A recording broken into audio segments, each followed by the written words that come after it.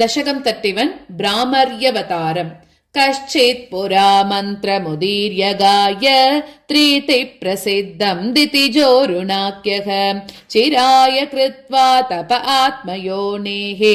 प्रसादितादापवरान् पूर्वान् स्त्रीपुम्बिरस्त्रैश्चरणे द्विपादैः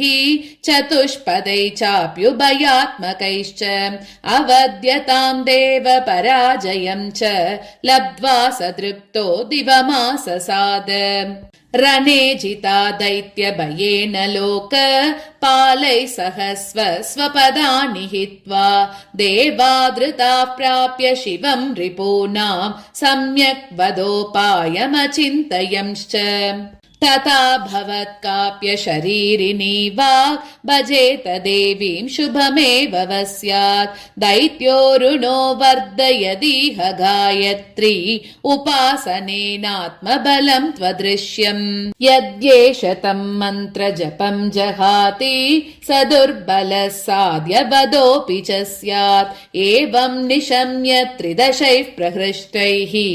अभ्यर्थितो देवगुरुः प्रतस्ते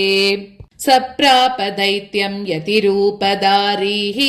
प्रत्युद्गतो मन्त्रजपाधिसक्तम् स्मितार्द्रमूचे कुशली स बन्धु मित्रो भवान् किम् जगदेकवीर दैत्यस्य ते मन्त्रजपेन किम् यो नूनम् बलिष्ठम् त्वबलम् करोति येनैव देवा अबलारणेषु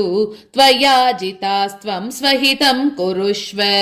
सन्न्यासिनो मन्त्रजपेन राग